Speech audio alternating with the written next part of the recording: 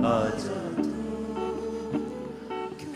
अपने देश के लिए अपने हाथों को उठाओ। आप जिस भी देश से मुझे देख रहे हैं, उस देश के लिए अपने हाथों को उठाओ। आप जिस देश से ये मीटिंग को देख रहे हैं, अपने देश के झंडे को उठाओ। झंडा नहीं है तो आत्मा में उसे उठाओ और खुदाबंद के नाम में अपने देश को ब्लेस करो। आपकी प्रार्थनाओं से सब कुछ संभव है। हमारी ये प्रार्थना थी कि भारत और यूएसए की रिलेशनशिप खराब ना हो। खुदा बाप उसका उत्तर दे रहा है। अपने हाथों को उठाओ। परमेश्वर, अपने हाथों को उठाओ। एक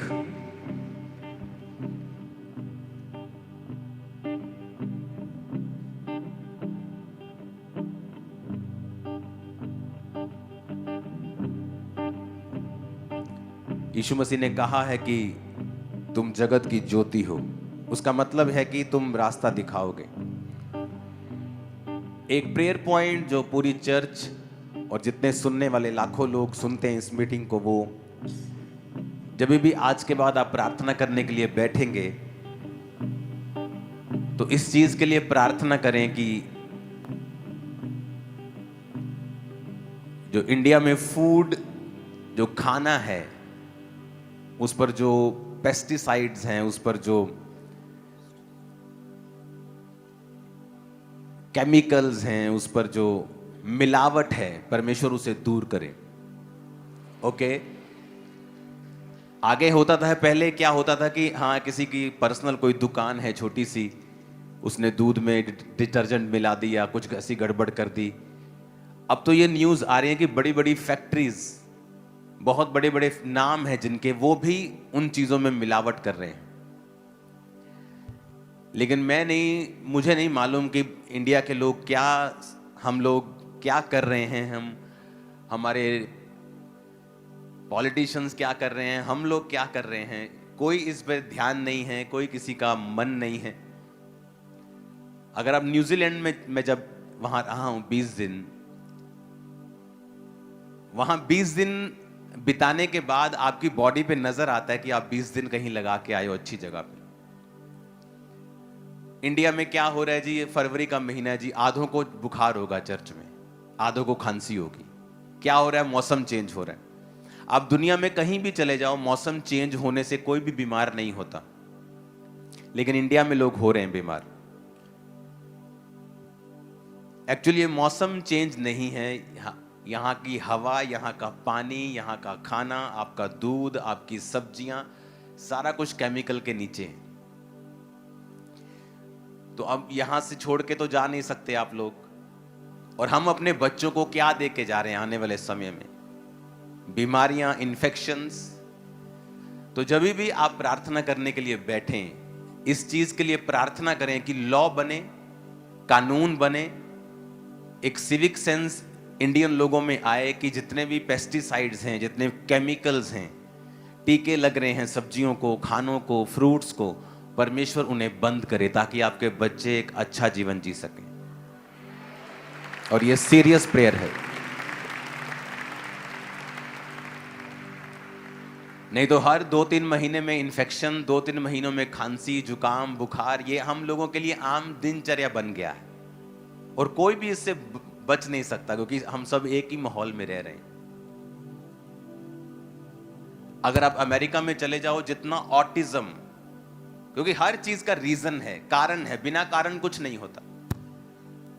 अब अमेरिका में चले जाओ, आपको हर 7वां 8वां बच्चा मंदबुद्धि, ऑटिज्म का शिकार मिलता है आपको। डेवलप कंट्री में ऑटिज्म क्यों? क्योंकि जब आप अमेरिका में स्टडी हुई और प्रेसिडेंट ने, अमेरिका के प्रेसिडेंट ने भी ये बोला कि जितनी दवाइयां हम प्रेग्नेंट वुमेन को देते हैं, जितने इंजेक्शंस लगाते हैं, उन्हीं की वजह से जो पैदा हो रहे बच्चे हैं वो ऑटिज्म का और मंदबुद्धि का शिकार हो रहे हैं। आप इंडिया के गांव में चले जाओ, खासकर विलेजेस में चले जाओ, जहां बहुत कम एक्सपोजर है एक औरत का फालतू दवाइयों में। दवाइयां ठीक हैं एक हद तक। आप देखोगे गांव में, इंडिया के गांव में बहुत कम आपको नाम मात्र बच्चे मिलेंगे मंदबुद्धि, नाम मात्र। कोई मिलेगा आपको, हजारों लाखों में एक केस मिलेगा आपको जिसका मंदबुद्धि होगा, ऑटिज्म होगा। लेकिन अमेरिका में आप चले जाओ, हर 7वां 8वां बच्चा, 9वां 10वां बच्चा वहां शिकार हो रहा है इसका। क्यों? वही चीज, कहीं कुछ कोई चीज अच्छी है, कहीं किसी की कोई चीज अच्छी है, किसी की कोई चीज। तो हमें वो चीज देखनी है जो हमारे इंडिया में, हमारे देश में, हमारी लाइफ में जो सुधरनी चाहिए। आप इमेजिन करो ऐसा दूध पीना जिसमें डिटर्जेंट मिला और आपको मालूम नहीं, और आपके हिसाब से आप सेहतमंद चीज पी रहे हो, पी के फिर बीमार हो। ऐसी सब्जियां खा रहे हो जो टीके से बड़ी की गई हैं, हर तरफ आपको मिलावट मिलेगी। तो इसके लिए आपको प्रार्थना करनी होगी कि परमेश्वर पॉलिटिशियंस को जागृत करे इस चीज के लिए।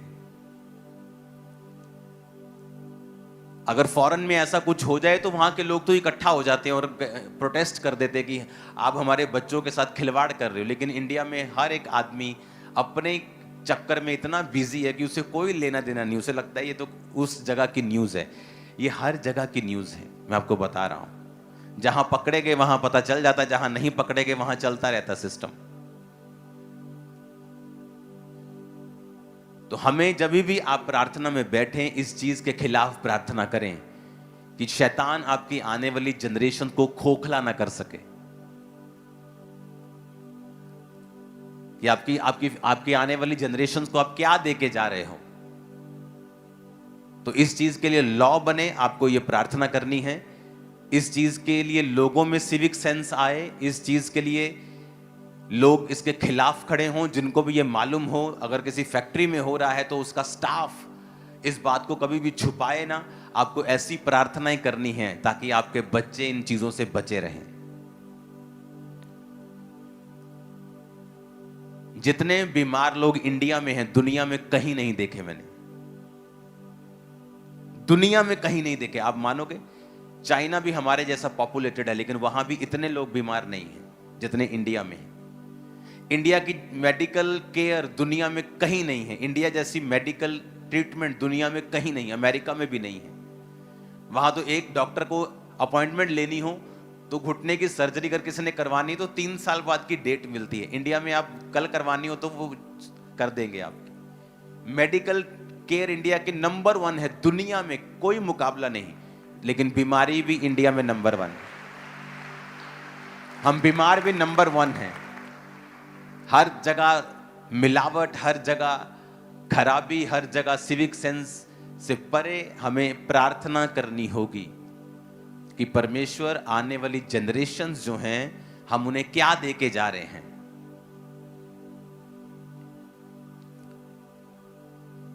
इंडिया में जितनी फसलों के ऊपर पेस्टिसाइड्स और केमिकल यूज होते हैं, स्टडी बताते हैं अगर आप आधा चम्मच कोई ऐसे पाउडर खा जाओ जो केमिकल है तो आपकी बॉडी में असर तक नहीं होता। आपकी बॉडी इतना हैबिचुअल हो चुकी है उस जहर की।